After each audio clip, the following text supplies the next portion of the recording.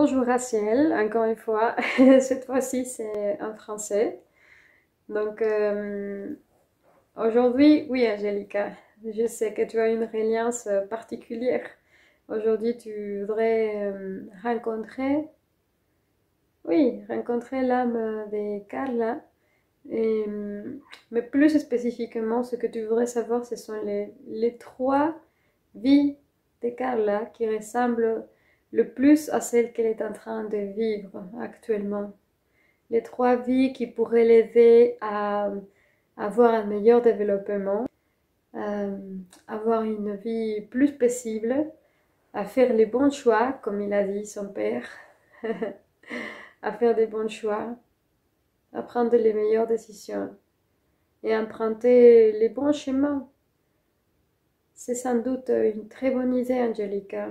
C'est une très bonne idée d'avoir proposé ce type de guide à Carla. Ça va beaucoup l'aider, ça va lui donner beaucoup d'idées aussi. Ça va déjà lui rappeler ce qu'elle a fait, ce qu'elle était, et pourquoi pas continuer un de ses chemins ou prendre les meilleures parties de ces chemins parcourus. C'est excellent. Tu voudrais me dire une autre chose avant de commencer, Angelica? Oui, elle voudrait savoir aussi quel est son don unique et l'objectif de cette réincarnation. Voilà, c'est tout ce que je voulais te dire, rajouter. Carla, belle Carla. On connaît Carla aussi depuis des milliers d'années. Carla, c'est aussi une vieille âme. C'est pas une règle générale, Angelica, que les vieilles âmes se réincarnent avec des vieilles âmes, mais cela peut arriver fréquemment. Carla, c'est une vieille âme qui s'est réincarnée avec des vieilles âmes aussi. On connaît Carla depuis des années, des siècles.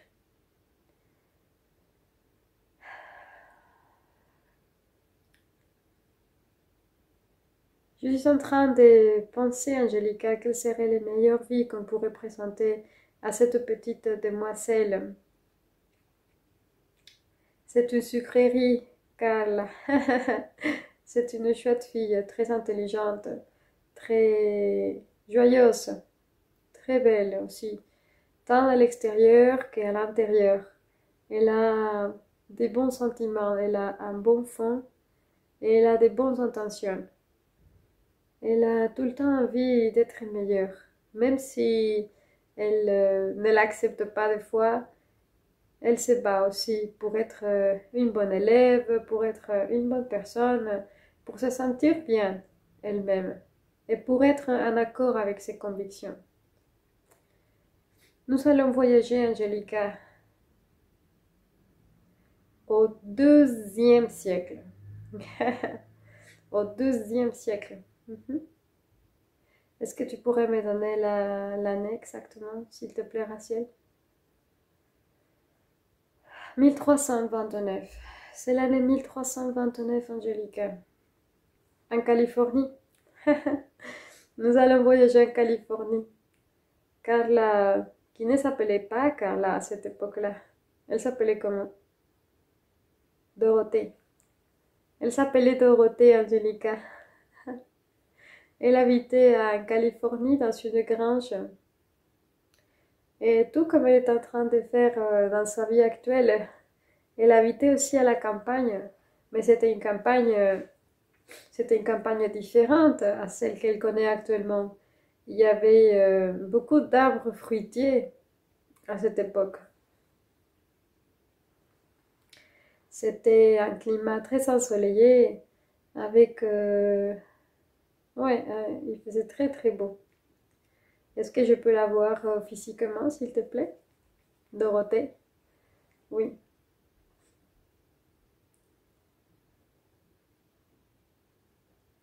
Uh-huh. Bon, je vois une femme blanche aussi qui est habillée avec une robe bleue. Une robe bleue euh, céleste, je ne sais pas comment ça s'appelle, ce bleu ciel, avec un tablier. Elle est assise, comme si elle était en train de faire un dessin ou d'écrire quelque chose. Elle doit avoir, je pense, 17 ans, un truc comme ça. Elle a les cheveux longs, châtains. C'est une belle fille, Dorothée.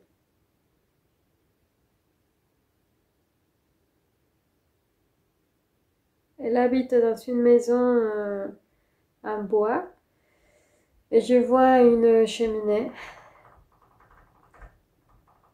Et sur la cheminée, il y a une théière, ou une espèce de théière. Et il y a de l'eau qui bout.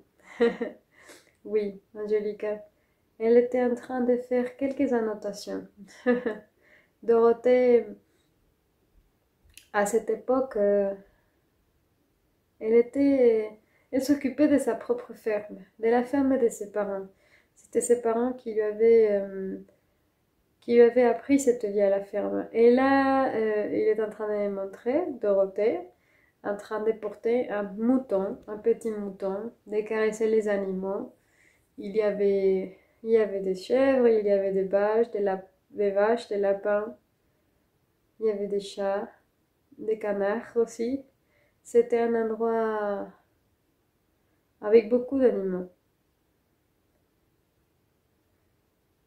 Ses parents étaient commerçants.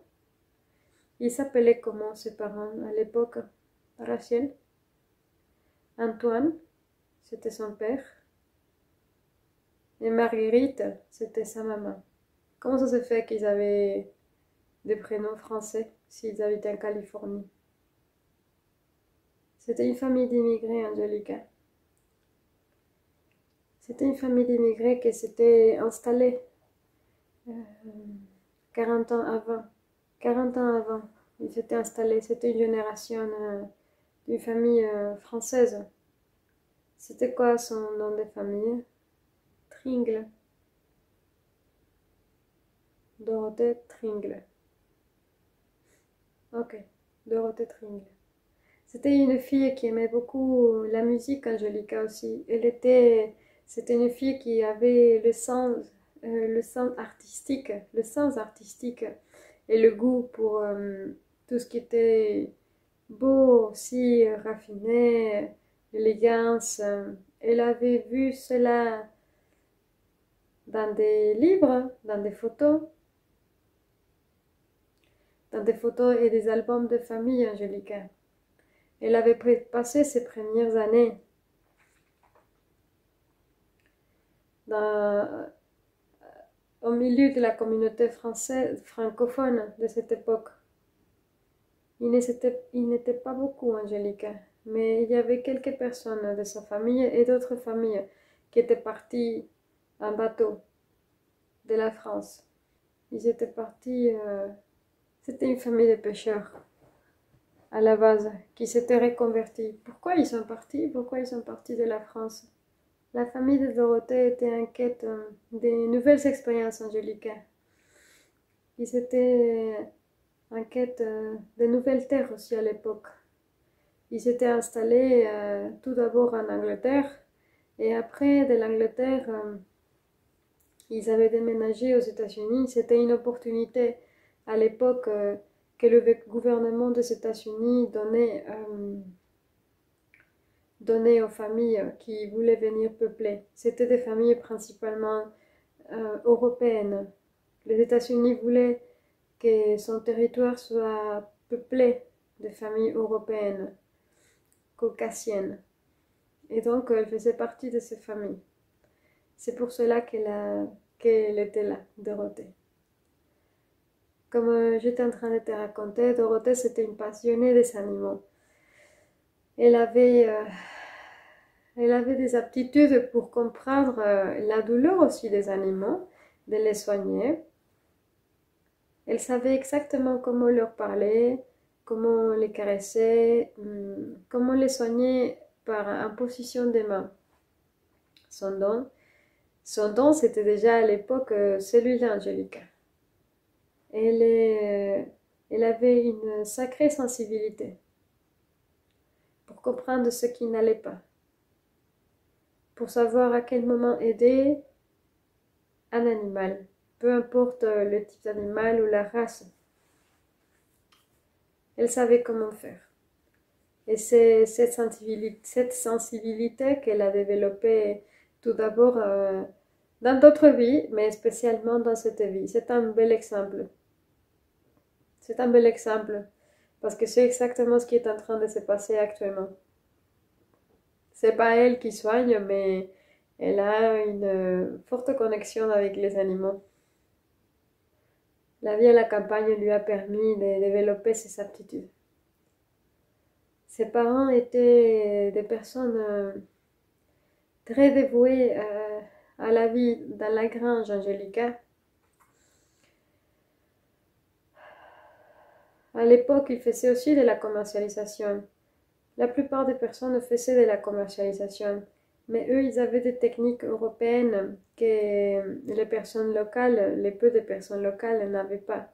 Ils avaient créé une forte communauté française et anglaise aussi, d'origine européenne, aussi écossaise et irlandaise, qui s'étaient installées.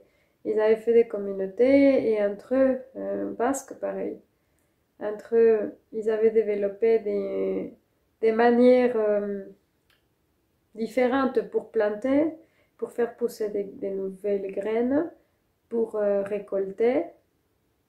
Et ils ont aussi appris, eux-mêmes, ils ont appris de nouvelles techniques pour la récolte des citriques, comme l'orange, comme le citron, le pamplemousse, la mandarine et la clémentine, et ce type de fruits qui, qui avaient à l'époque en Californie. C'était une vie très paisible qu'elle a vécue à cette époque. Il y avait beaucoup d'abondance. Certes, le climat n'était pas le même qu'en Europe, mais il était beaucoup meilleur. Moins de pluie, moins de pluie. Tout ce que Dorothée remarquait chez les animaux, les changements de comportement, les changements de poils, des couleurs des poils, par exemple pour les moutons, elle le notait. Elle le notait comme elle pouvait.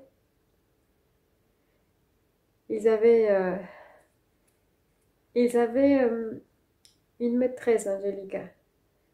Une maîtresse qui était une femme anglaise.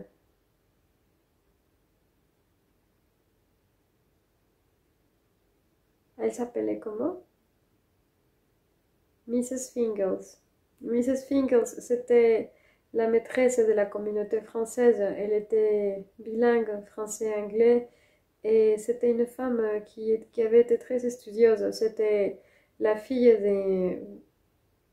des personnes qui étaient dans la politique dans son pays. Et elle avait ses connaissances, elle avait le sens de l'enseignement. Elle aimait beaucoup enseigner les autres. Elle s'est mise au service des familles, des paysans, pour élever les enfants, pour leur apprendre à écrire et à lire. Et l'anglais également. Et c'est comme cela qu'elle a appris et qu'elle a pris du goût aussi pour l'anglais. C'était pas la première fois qu'elle habitait dans un pays où il fallait parler anglais, Angelica, mais c'était une de ses vies. Dans cette vie-là, elle parlait anglais. Dorothée. Elle écrivait chaque changement qu'elle avait remarqué chez les animaux. Elle observait beaucoup Angelica. Elle passait beaucoup de temps dans l'observation. Je vois Dorothée assise par terre avec son cahier, en train de regarder les canards, le vol des oiseaux, et elle est en train de noter. Elle faisait un petit dessin. Et comme ça, elle pouvait savoir ce qu'il voulait dire, pourquoi les oiseaux ou les canards volaient d'une manière ou d'une autre, à quel moment ils mangeaient, ce qu'ils aimaient manger, ce qu'ils n'aimaient pas, pourquoi ils se disputaient, comment ils cachaient leur nourriture, à quelle période de l'année ils dormaient le plus. Elle aimait beaucoup regarder celle Angelica, un peu le style de Charles Darwin. Un peu le style de Charles Darwin, c'est vrai. C'était une fille très curieuse qui a dédié sa vie à cela. Elle a... et c'était une autodidacte. Elle a appris elle-même à faire cela. Elle a pris ses notes, elle partageait et en plus, après, elle a même appris aux autres enfants tout ce qu'elle avait appris. C'était une maîtresse. Je vois comment elle est en train de mettre sur un papier. Dans sa cuisine aussi, il y a des enfants qui sont assis autour de la table et il y a la cheminée tout le temps allumée. Et la cuisine plutôt, il y avait des casséroles, il y avait une soupe qui était en train de bouillir. Et elle était en train de montrer les oiseaux, les ailes, les graines, à quelle heure ils mangeaient, etc. Oui, Angelica, c'était l'école de la vie. Mais elle voulait faire profiter les autres de ses connaissances et c'était très bien. Les enfants aimaient beaucoup les animaux et la plupart d'eux étaient en contact avec les animaux dans cette vie à la ferme. La plupart des familles, c'était des fermiers et le fait que Dorothée passe autant de temps dans l'observation des animaux et dans leur comportement aidait beaucoup aussi. Pour la chasse, pareillement, parce qu'à l'époque, les personnes aussi se nourrissaient des animaux, comme tout comme maintenant. C'était, c'était des qualités qu'elle avait, Angelica, pour pouvoir prédire à quel moment il fallait chasser ou à quel moment il fallait pas chasser. Elle s'est rendue compte aussi du goût de la viande selon les aliments que les animaux mangeaient, comme les canards ou les moutons ou encore les poissons. Elle a rempli des cahiers, Angelica, plus intéressants les uns que les autres, avec ses anecdotes et avec ses annotations. À la fin de sa vie, elle a réuni des mémoires, des grimoires, si on pourrait le dire, si on peut le dire comme ça, plein d'informations intéressantes qu'elle a déléguées plus tard à ses enfants.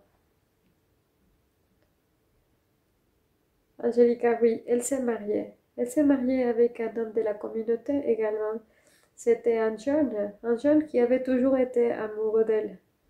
Et il prenait cours avec la même maîtresse d'anglais et de français. Et ils étaient connus depuis petit. Ils étaient connus depuis petit. C'était une évidence, Angelica, qu'il fallait se marier. C'était une évidence qu'il fallait se marier. Elle a vécu une vie très paisible, une vie à la campagne, ensoleillée aussi, avec beaucoup de temps passé pour l'observation de la nature. C'est à ce moment qu'elle a apprécié le plus dans cette vie que je suis en train dont je suis en train de te parler, Angelica. C'est dans cette vie qu'elle a réveillé en elle cette envie folle, cet amour pour la nature.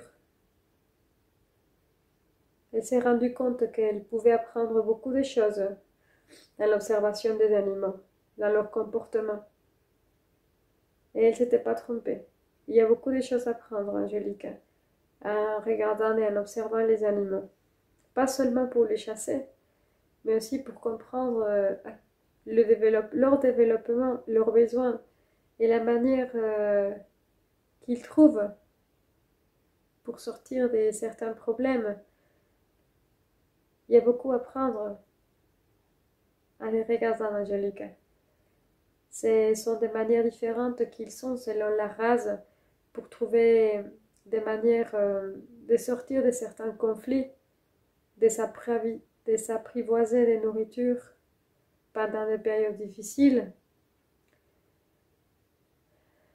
Dans certaines parties de Californie, il y avait de la neige de temps en temps, Angelica. C'était pas courant, mais les températures pouvaient arriver à moins 10 des fois. Même si la plupart du temps il faisait beau et c'était assez ensoleillé. Les animaux avaient une période de repos. Mais oui, Dorothée s'est mariée. Et il s'appelait comment son mari? Charles. Il s'appelait Charles. C'était un, c'était un garçon d'origine anglaise, Angelica, qui avait appris aussi le français avec la communauté française parce qu'ils habitaient pas loin. Il avait un drôle d'accent, elle disait, parce que la famille de Dorothée parlait français la plupart du temps, sauf pour faire la commercialisation de certains produits. Mais c'est exactement cet accent si drôle qui lui a plu à Dorothée. Ils ont eu 4 enfants, Angelica.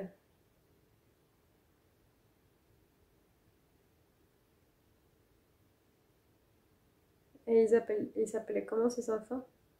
Stephen, Clay, Margot et John.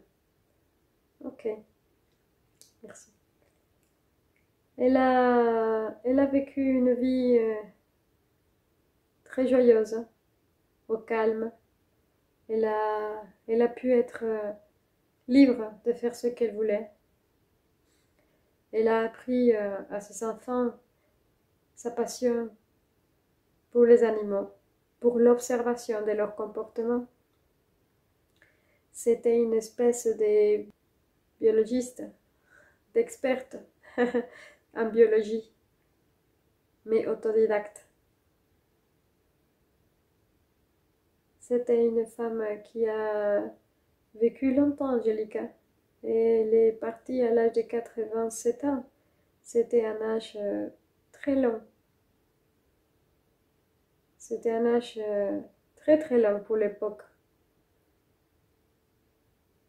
Mais c'est le résultat, des fois, Angelica, d'une vie saine, d'une vie entourée de familles aimantes, entourée d'animaux, de respirer du bon air pur, d'être en contact avec la nature, de prendre des bains de soleil et de faire tout simplement le strict minimum pour survivre, mais le strict maximum pour être heureux. Elle a très bien compris le mélange pour avoir une vie pleine, réussie, en abondance et longue.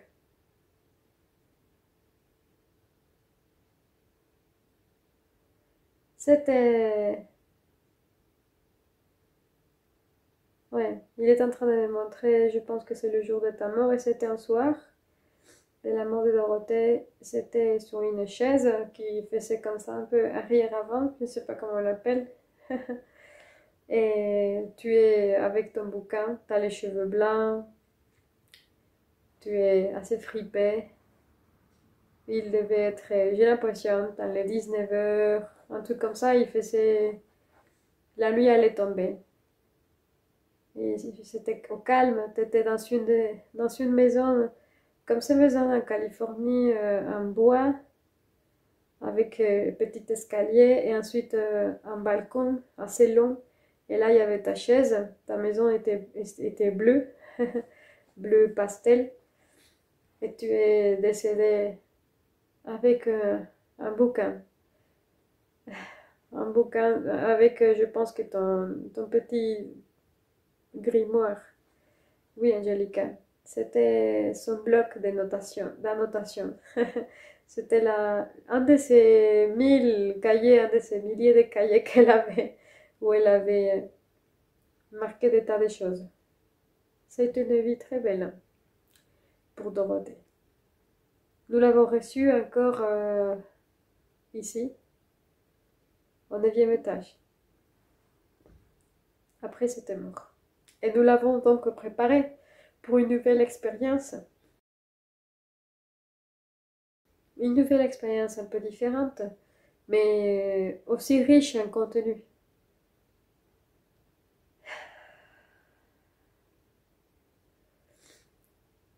Elle se passe où, cette deuxième vie, Angelica, tu es en train de te dire?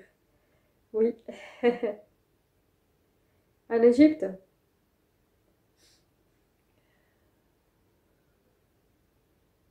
Elle se passe en Égypte, cette deuxième vie, Angelica.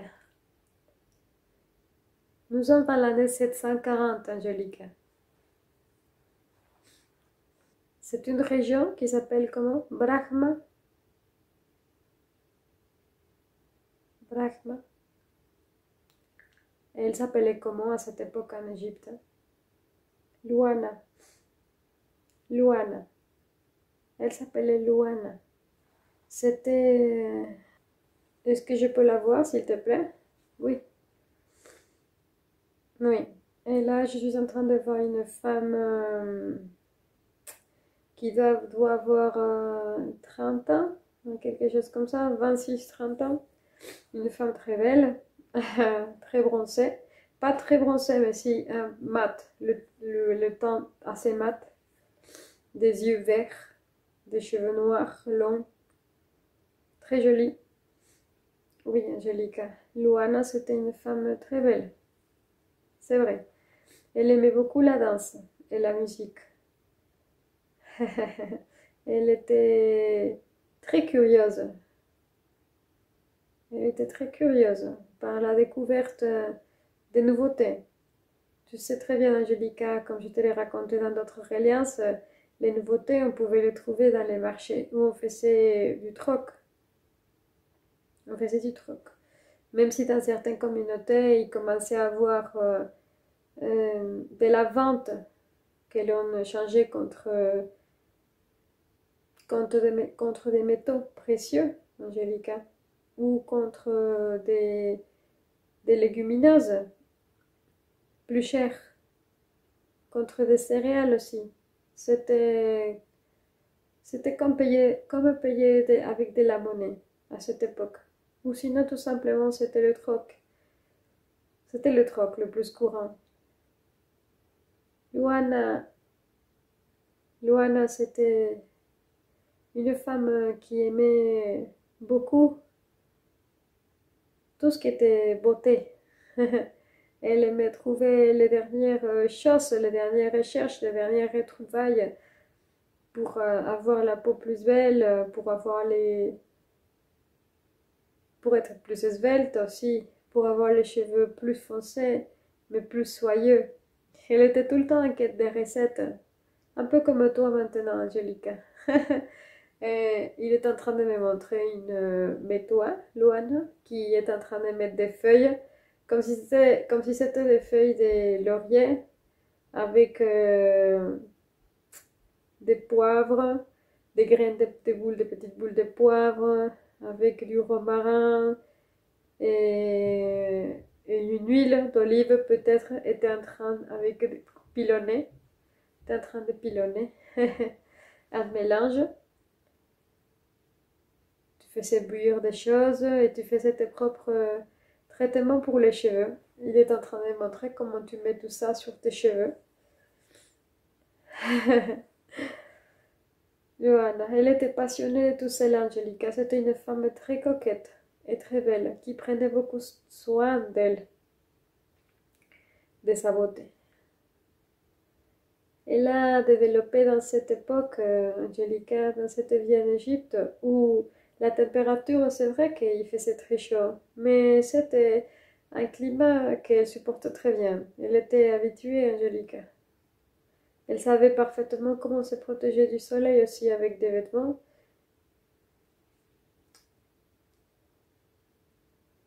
Elle adorait trouver de nouvelles recettes, venues d'ailleurs. Dans le marché, elle pouvait trouver cela. Elle se rendait au marché souvent, aussi souvent que possible, avec ses sœurs, Fatima et Nahaya. Et il est en train de me montrer comment tu t'arrêtes dans certains stands pour voir des nouveaux savons et les femmes qui vendent dans ces stands te laissent essayer des crèmes ou des poudres que tu peux mettre sur la peau, des espèces de baumes avec des couleurs naturelles et même des couleurs que tu pouvais obtenir avec des insectes. C'est vrai, Angelica. À l'époque, en Égypte, ils utilisaient certains insectes qui, qui pouvaient donner des tonalités pourpres ou violettes ou rouges et qui pouvaient être utilisés comme baume à lèvres ou pour colorer un peu les joues. Et elle essayait d'imiter ces procédés et elle faisait ses fabrications elle-même chez elle. Ensuite, elle montrait à sa maman, à ses sœurs, à ses amis. Elle faisait des petites préparations et elle les vendait elle-même. Là, je suis en train de voir Luana en train de vendre. Elle a un petit stand, mais à la sortie de chez elle, j'ai l'impression. Elle aussi, elle fait tester aux femmes qui passent. Et elle est très belle, donc les personnes qui passent par là se disent ça. Les femmes qui ont envie d'un peu d'être comme toi, parce que tu étais très bien maquillée et tu prenais beaucoup de soin de toi, donc ça donnait envie certainement. Dans cette vie, Angelica, elle a encore une fois travaillé l'observation, mais cette fois-ci, c'était l'observation dans la fabrication des procédés. Dans la fabrication et dans les procédés pour obtenir des produits cosmétiques, mais naturels. C'était une vie de beaucoup de découvertes où elle aussi, elle a rempli des cahiers et des cahiers de recettes. Elle faisait des améliorations, elle trouvait de nouvelles recettes qui venaient aussi du Maroc. Elle a pu rencontrer un homme qui était commerçant. C'était un homme marocain, justement, qui faisait des voyages souvent, même aussi en Tunisie ou en Birmanie, tellement loin, où les femmes aussi aimaient utiliser beaucoup l'argile, l'huile d'olive, la pierre ponce et d'autres ingrédients des mélanges de plantes et de la teinture naturelle qui faisait avec un broyant de pierres, de certains types de pierres qu'il mélangeait à des fleurs ou à des feuilles pour obtenir des couleurs. Elle accompagnait son mari dans ces voyages qu'il faisait. Lui, de son côté, il vendait des tapis. C'était un acheteur et un revendeur de tapis et des objets particuliers, un peu comme des objets comme des théières ou des tasses en argent. C'était un commerçant très aiguisé, très bon négociateur. Il s'appelait comment son mari? Aloha. Aloha. Mhm. Ben, si on pouvait avoir une traduction en français, ça serait la traduction pour, en espagnol plutôt, Angélique, pour Armando. Aloha. On peut dire ça comme ça. C'est dans ces voyages qu'elle a découvert aussi d'autres cultures. Elle s'est rendue compte que il y avait c'était infini le monde de la cosmétique et de la beauté. Il y avait une telle variété d'huiles, des plantes, des poudres, des possibilités de mélange. Elle était extasiée et elle était contente de voir tout cela. Il est en train de me montrer comment tu es dans un marché énorme où il y a des tas et des tas de poudres pleines de couleurs. Je pense que c'était des épices. Oui, c'était des épices, Angelica. Il y avait de la cannelle, du safran, il y avait de la poudre de romarin.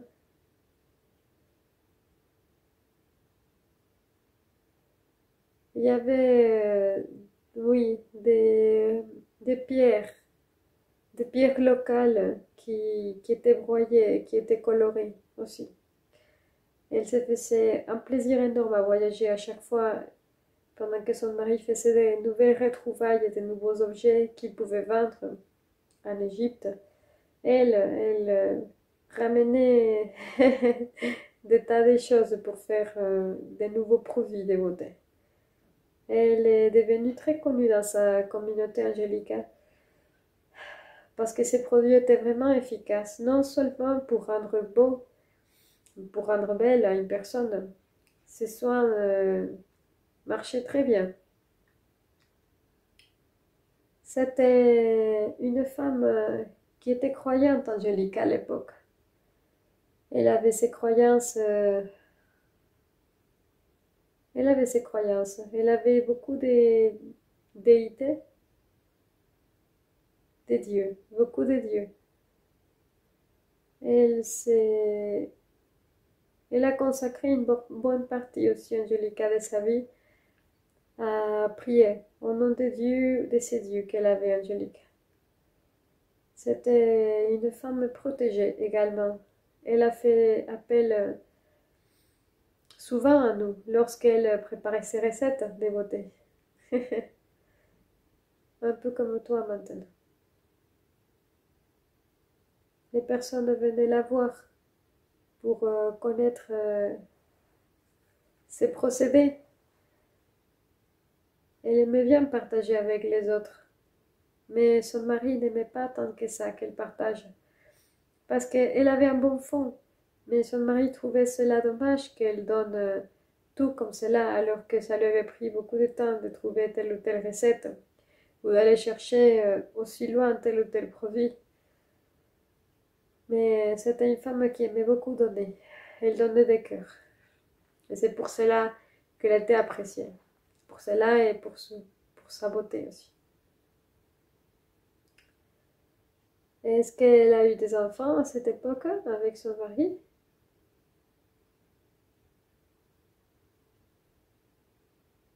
Oui. Y Hannah y Mulber. Mulber.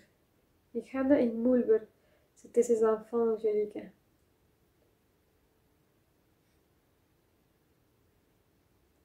Elle était tout le temps pleine d'idées. Il est en train de me montrer comment, même quand tu es en train de manger, tu es en train de manger cette espèce de pain arabe que les Arabes mangent, quoi, avec plein d'huile et d'épices. Et même à ce moment-là, tu es en train de noter des choses. Tu es en train de faire des dessins ou tu t'es souvenu d'un produit qu'il fallait utiliser et tu le notes. C'est vrai. C'était une femme qui était en constante ébullition dans sa tête. Elle avait plein d'idées, elle était débordante d'idées et il fallait absolument qu'elle le note et de suite après qu'elle le fasse. Elle était très enthousiaste. Son mari, elle la soutenait énormément pour tous ses projets. Elle a pu réaliser des recettes magnifiques. Elle a vécu une vie aussi très paisible, Angelica. Cette fois-ci, moins entourée d'animaux, mais très entourée de nouveaux produits. Des produits finis aussi, des produits qu'elle a fabriqués, qu'elle a détournés un petit peu, qu'elle a mélangés. Elle a fait beaucoup plus de pratiques que dans la vie que je t'ai racontée. C'était d'observation, mais aussi de mise en œuvre. Elle a fini ses jours, Angélica, entourée de sa famille, qui l'aimait beaucoup, de ses enfants, de son mari. Elle est partie à l'âge de 63 ans. Elle avait encore des projets à finir. Et il est en train de me montrer comment tu avais laissé quelques bowls avec des produits des Indes et tu avais mis des torchons, un peu comme en attendant le lendemain pour que tu recommences. Tu avais ta pèse, ta balance, tu avais une espèce de balance un peu vieille, mais jolie. Et ta table en bois avec ton carnet, tes feuilles et tout. Et elle est partie se coucher avec de nouvelles idées pour le lendemain, Angélica. Malheureusement, elle ne s'est pas réveillée, mais sa mort était, 'silencieuse'. C'était une mort, facile, on va dire ça comme ça. Nous, nous l'avons prise, nous l'avons prise avec nous pour lui donner de nouveaux bagages. Elle n'a pas souffert de cette mort. Et sa fille a repris tous ses cahiers, toutes ses recettes. Et elle a hérité aussi sa beauté. Donc, tout ce qu'elle avait laissé en stand-by sur la table, c'est sa fille qui l'a refait. Cette vie que je viens de raconter à Carla, c'est une vie où elle a pu mettre en œuvre plein de choses, des tactiques, des techniques. Elle a pu utiliser tout ce qu'elle avait appris en observation, en observant les animaux, leur comportement. Et dans cette vie, elle a pu aussi mettre les mains dans la pâte, comme on dit, dans la fabrication des soins de beauté. Cette vie que j'ai décidé de raconter à Carla, c'est pour montrer comment elle a pu franchir le pas des passés d'observatrice, des analystes à l'action. Elle passait à l'action tout le temps. Elle regardait, elle testait. Elle avait une idée, elle la testait, sans attendre. Elle avait du feu dans les mains. Et c'est un peu ce qui pourrait lui manquer maintenant. Je comprends que Carla soit une jeune fille à cette période, maintenant, actuellement. C'est une jeune fille qui est en train de se dire qu'est-ce que je peux faire de ma vie. Et c'est seulement pour que tu comprennes, Carla, que des fois, il ne faut pas trop attendre. Il faut passer à l'action, il faut tester. Tu ne peux pas savoir si telle ou telle chose te plaît si tu ne le testes pas. Bien sûr, il faut tester des choses qui sont bonnes pour toi, qui sont dans la bienveillance. Seulement en testant et en cherchant et en essayant, tu pourras savoir si telle ou telle chose est faite pour toi ou pas.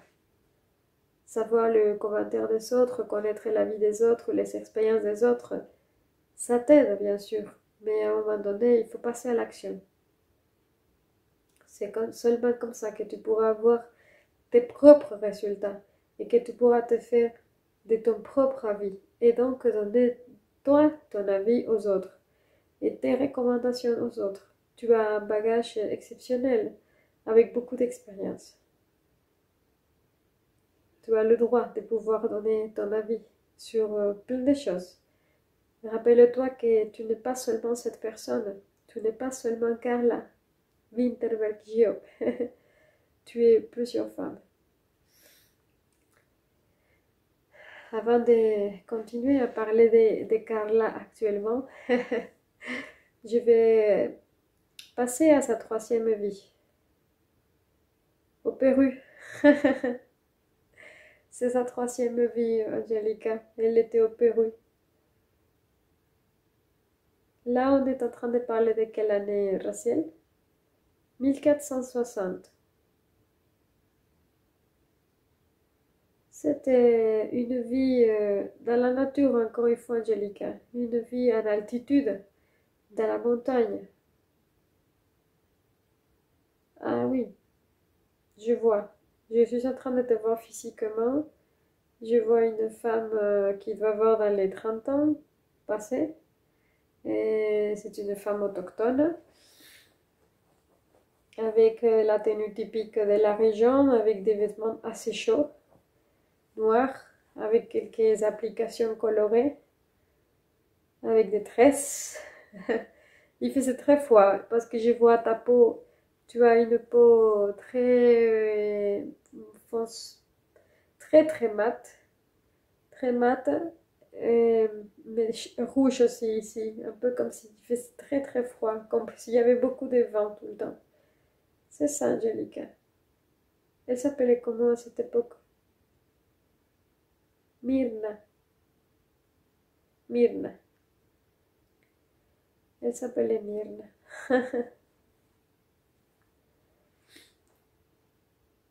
Myrna dans cette vie au Pérou.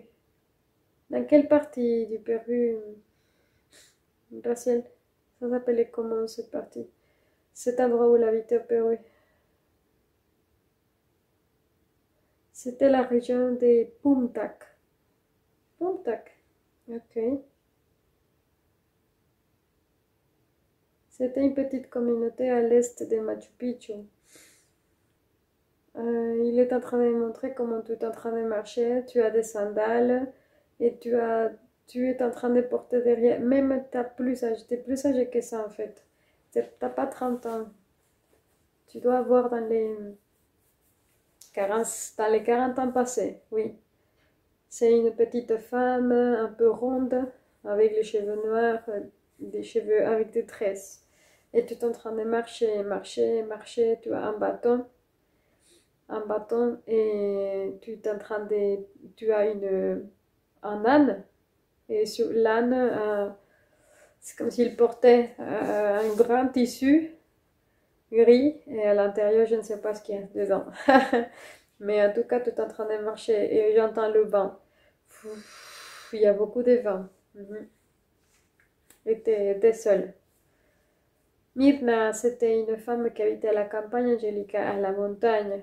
Et comme tu viens de le dire, c'était des conditions climatiques normales à la montagne, Angelica. À Machu Picchu, c'est un endroit où il fait beau, mais la plupart du temps, il y a beaucoup de vent et en plus, il pleut.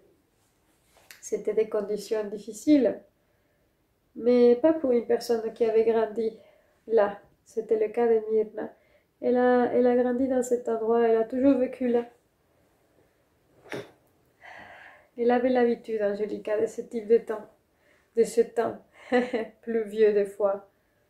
Myrna, c'était une paysanne. Il me montre comment tu avais un petit banc en bois et tu t'installais, tu le mettais, c'était un tout petit banc, tu l'installais au pied d'un arbre et tu arrachais des feuilles ou des fleurs. Tu avais un panier et tu mettais tes plantes là. Tu as aussi un truc que tu utilises pour couper des branches. Et je sais maintenant, dans ton tissu gris, tu avais plein de branches, comme si tu allais les amener chez toi pour faire du feu. C'était des branches assez longues et assez fines, sèches. Et tu avais laissé ton âne un peu là, quelque part. Et là, je vois comment tu prends une feuille, tu la manges un peu, et tu as une feuille ici aussi. Ça servait à quoi cette feuille, Rachel?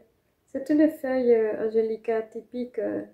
C'était la feuille de coca qui était très utilisée à cette époque pour éviter les maux de tête et le vertige que tu pouvais avoir quand tu descendais de la montagne. C'était les croyances Angelica. Les personnes mettaient cette feuille un peu comme ça enroulée dans l'oreille et cela évitait, d'après leurs croyances Angelica, que les oreilles soient bouchées parce que quand tu descends de la montagne, tu arrives un peu plus, on va dire, tu te rapproches de la mer, même si ce n'était pas le cas. Mais quand tu descends ou quand tu montes en altitude, tu peux avoir les oreilles les tampons, pouf, qui se bouchent ou qui explosent tellement c'est l'altitude est différente. Myrna, elle connaissait tout cela. Elle était en train de préparer ses plantes pour faire ses tisanes, pour préparer son repas. Elle était seule. C'était une vie en solitude, Angelica, qui lui a permis aussi d'analyser à nouveau, d'analyser les plantes, d'analyser des fruits. Elle est en train de ramasser des courgettes, d'analyser la manière de se nourrir, la manière différente de pouvoir se nourrir. selon ce que la nature donnait, et non selon ce qu'elle voulait.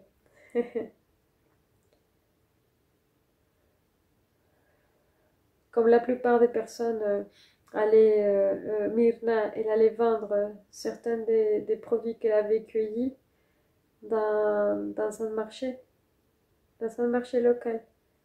Et là, je vois Myrna en train de marcher, et marcher, et marcher, et marcher, jusqu'à ce qu'elle arrive dans un endroit où c'est sur la terre, hein. Tout le monde est assis par terre, il y en a qui ont des stands, mais le ciel est assis par terre, avec un châle, un peu comme celui-là, mais noir, parce que ça se voit qu'il fait froid. Et là, par terre, des feuilles fraîches ou des feuilles sèches, comme si elle vendait des feuilles d'oranger pour faire des tisanes ou des mélanges pour faire des tisanes. C'est ça, Angelica. Elle vendait des préparations pour faire principalement des tisanes euh, guérisseuses, qu'elle appelait. C'était des tisanes de bien-être pour guérir des petites maladies aussi, des maux de ventre, des maux de tête. Ce mélange et quelques fruits aussi. Et elle avait appris à mélanger toutes ces feuilles de sa maman et de sa grand-mère. C'était des herboristes, Angelica, si on peut les appeler comme ça, autodidactes, qui passaient les informations d'une génération à une autre. Et elle, c'était une des héritières de ces ingrédients, de ces recettes. C'était une femme herboriste qui vendait des préparations pour des maux communs, les maux les plus courants, mais aussi des piqûres de moustiques pour renforcement musculaire, pour avoir une meilleure vue, pour avoir de l'appétit, pour se remettre à un niveau. Elle avait des remèdes, un peu pour tout, des remèdes qu'elle fabriquait elle-même. Et c'était aussi une experte en remèdes. Les personnes la cherchaient. Il traversait des kilomètres dans le marché. Il marchait pour trouver son stand, si on peut dire comme ça, même si elle était par terre. De trouver son stand.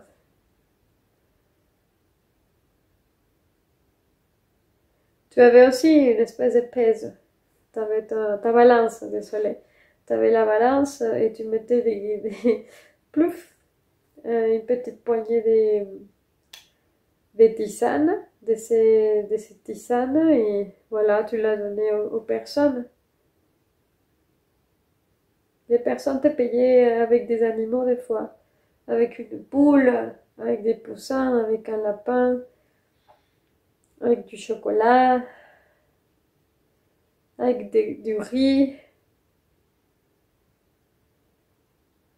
avec des fleurs, avec d'autres plantes. Et, et j'ai l'impression que les personnes t'appréciaient beaucoup. Et, et je vois comment aussi tu vieillis, quoi. T'es une personne âgée.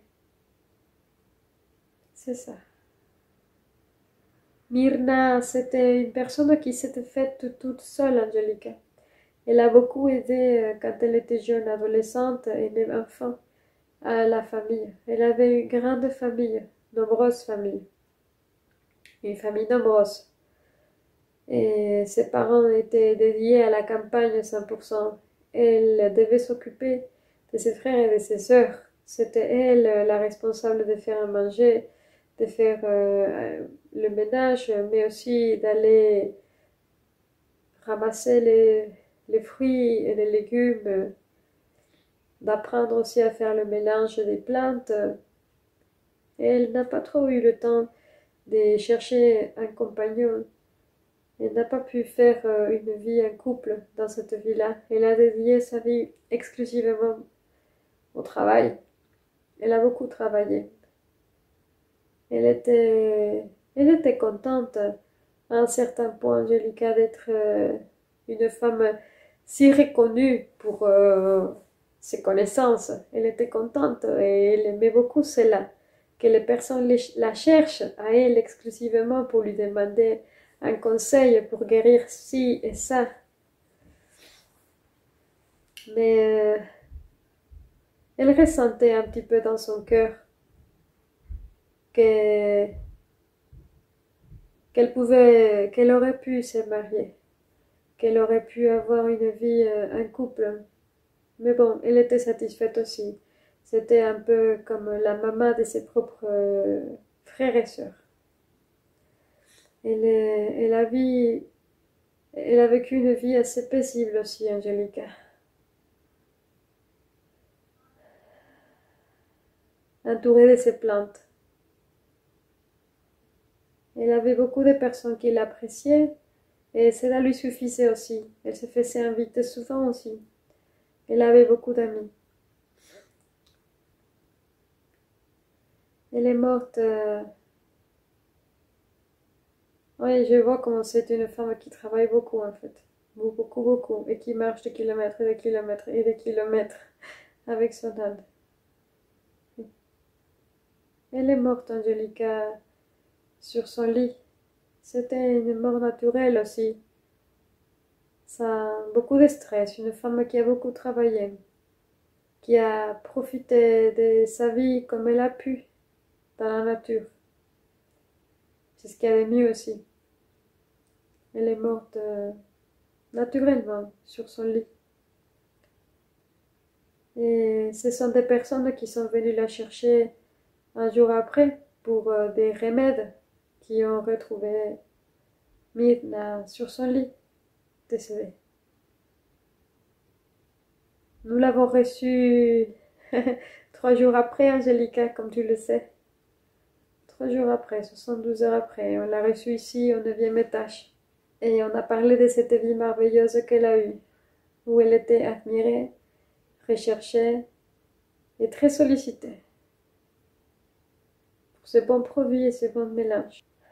J'ai décidé de parler de ses vies à Carla ce jour, pour qu'elle se rende compte à quel point elle peut se lancer dans tout ce qu'elle veut.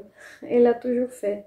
Elle a toujours eu confiance en elle, en ses connaissances, son sens de l'observation, c'est sa patience et c'est sa dédication qu'elle a toujours eue qui lui ont permis d'avancer, de réussir ses objectifs, de se surpasser et de devenir un master en ce qu'elle faisait. Que ça soit dans l'analyse des comportements des animaux, dans la préparation, la recherche et le développement des recettes pour des produits de beauté, des soins de beauté, ou dans la préparation des tisanes.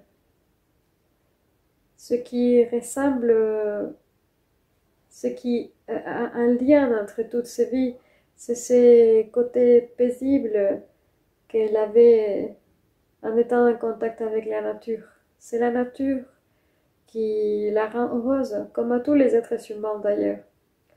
Elle a su accomplir ses rêves et ses objectifs à chaque fois qu'elle était en contact avec la nature. C'est la nature qui lui donne des idées, c'est la nature, ce sont les produits naturels qui vont réveiller en elle des idées folles, des idées de fous, des nouvelles recettes, de nouveaux concepts, et le partage. On est en train de dire à Carla qu'elle peut réussir tout ce qu'elle souhaite. Comme je le disais tout à l'heure, ça suffit de passer à l'acte.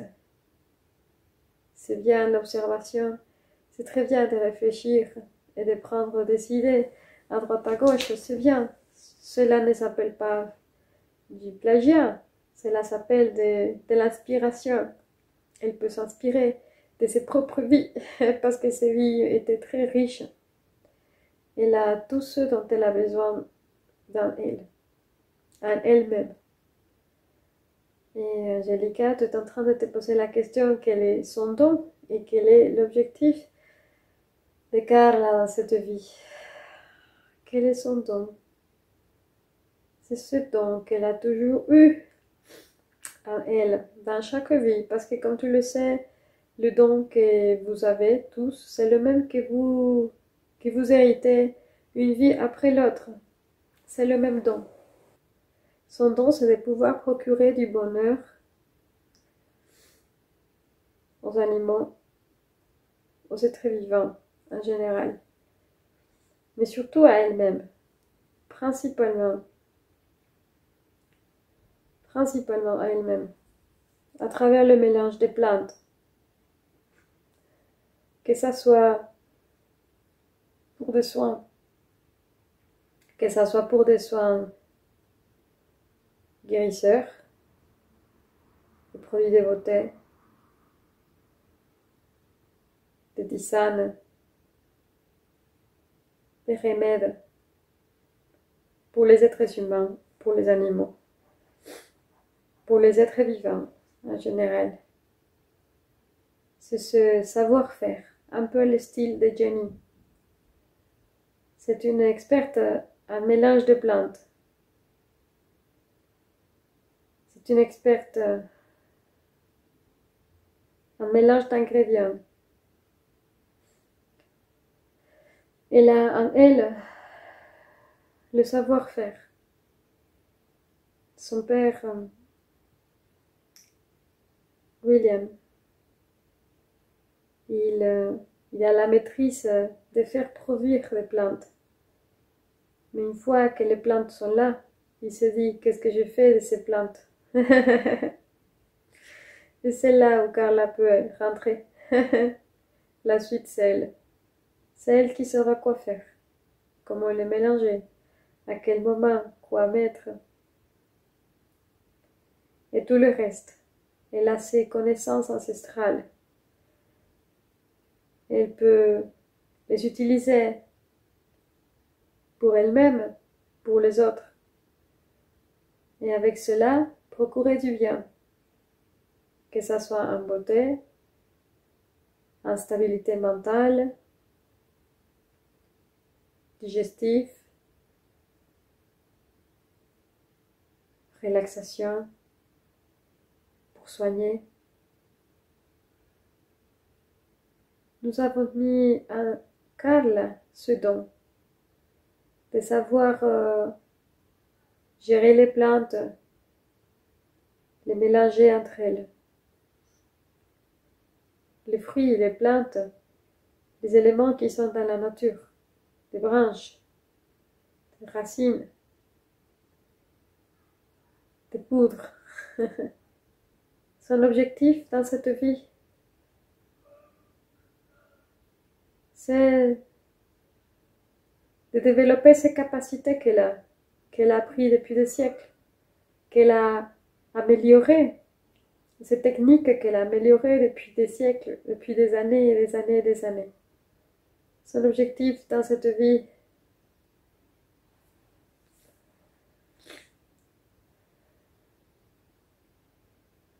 c'est d'être une master dans l'élaboration des remèdes, des tisanes, des remèdes guérisseurs, des produits de beauté. Et tous les mélanges qu'elle puisse imaginer. Tous les mélanges qui peuvent procurer du bien à elle-même et aux autres. C'est une herboriste accomplie. Si Carla souhaite poursuivre ce chemin, nous serions très ravis de pouvoir l'accompagner tout au long. Si elle décide d'intégrer seulement une partie, nous serions aussi très contents qu'elle puisse développer toutes ces connaissances qu'elle a emmagasinées depuis des siècles. Et si elle ne souhaite pas, nous serions aussi très contents parce qu'elle fera ce qu'elle voudra. Nous avons mis ça en elle. C'est elle l'experte. C'est elle l'experte égoïste. Mais elle a le libre choix de faire ce qu'elle voudra. Nous l'aimons profondément, quoi qu'il arrive, quoi qu'elle fasse. Nous allons la soutenir à tout moment. C'était très intéressant de pouvoir revivre ces vies intérieures. Cela va lui donner de quoi réfléchir. Cela va lui donner certainement quelques options pour qu'elle puisse se diriger d'une meilleure manière. Il n'y a pas de coïncidence dans cette vie, dans aucune vie d'ailleurs. Il y a des rencontres actées, pactées, qui devaient se passer. Tout est parfait. Les personnes que vous rencontrez, les personnes qu'elle rencontre, au moment où elle le rencontre, les situations qu'elle vit, tout a un sens et un pourquoi. Car là, nous allons profiter de cet instant pour t'amener dans le siège nuage, pour nettoyer tout ce qu'il faut nettoyer chez toi. Tu es une jeune femme, belle, intelligente, avec une vie pleine de réussites devant toi. Mais il y a un poids que tu es en train de porter. C'est un poids actuel, de ta vie actuelle aussi. Certaines craintes, des peurs, manque de confiance que tu ressens des fois. Des manques d'opportunités que tu penses que tu as. Des insécurités que tu as héritées de tes vies antérieures. Des souffrances aussi, des solitudes de tes vies antérieures, qui ne t'appartiennent plus, parce que tu n'es plus cette personne d'avant. Il n'y a que les belles choses et les connaissances que tu as gardées, et que tu dois garder. C'est tout ce qui te sert. C'est tout ce qui te sert. Tout le reste, tu n'as plus besoin. Et nous, on va la lever. Assieds-toi sur ce siège nuage calme. Ferme les yeux.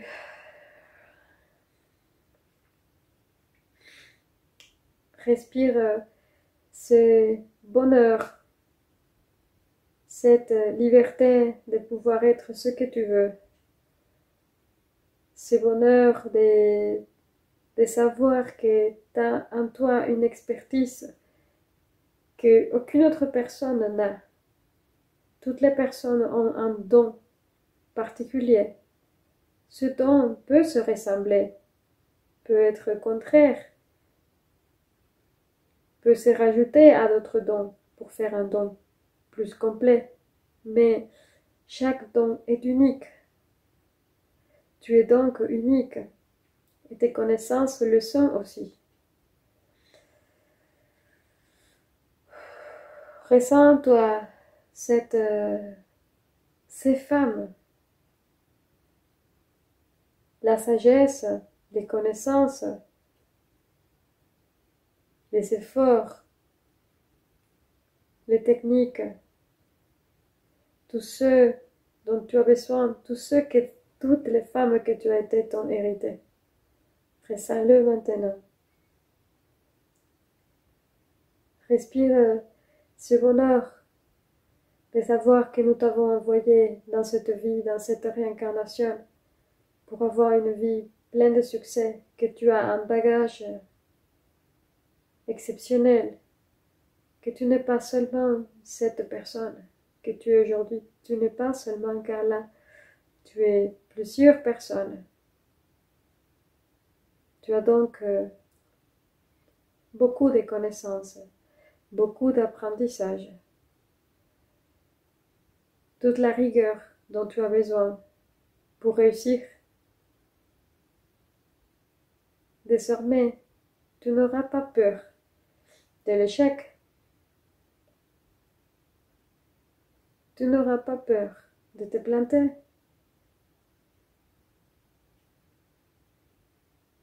Tu ne dois pas te sentir moins que rien.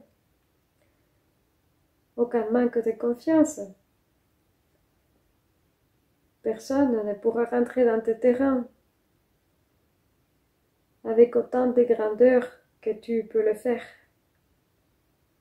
Parce que c'est toi qui as le master en tout ça. On est en train d'enlever toutes les peurs et toutes les craintes que tu pourrais avoir. Ce sentiment d'abandon, de tristesse, cette fatigue extrême peut-être que tu as pu vivre dans tes vies antérieures, cette manque d'accomplissement aussi. Tout ce dont tu n'as pas besoin et que tu portes inconsciemment est en train de s'enlever à ce moment de toi. Je vois comment tu as un dédoublement d'âme. Tout est en train de s'envoler. Et tout arrive ici, au ciel. Et nous, on le transforme en étoile multicouleur, en arc-en-ciel, en étoile filante, qui tombe sur toi de manière magique. Et tu le reçois avec un gros sourire. C'est que du renouveau. Ce sont des belles et bonnes idées que nous sommes en train de te souffler.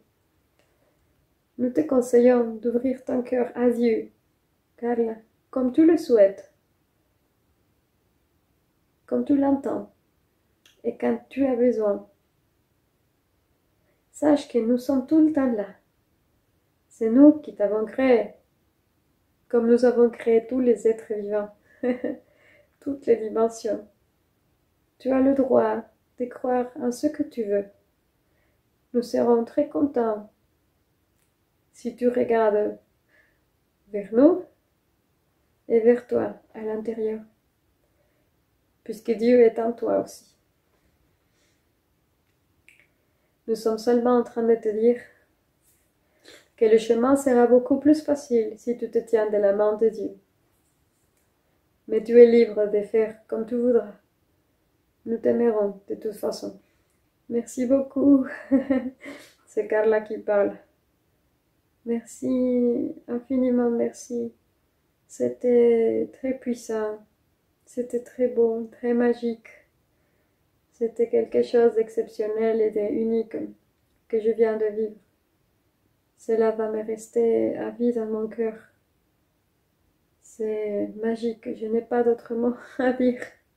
Merci beaucoup, Archange Raciel. Merci, Angélique. Merci pour tout cela. Continue ta vie, belle Carl. Continue ta vie. Tu as une vie pleine de succès, pleine de bonheur et de choses merveilleuses. Nous te conseillons de choisir tout le temps le chemin du milieu, celui de l'équilibre. Tu feras comme tu voudras. Écoute tes intuitions. Et nous sommes là. Si tu veux nous rendre visite. À très bientôt dans tes rêves. Ou n'importe où. Nous sommes toujours là. Au revoir. Au revoir.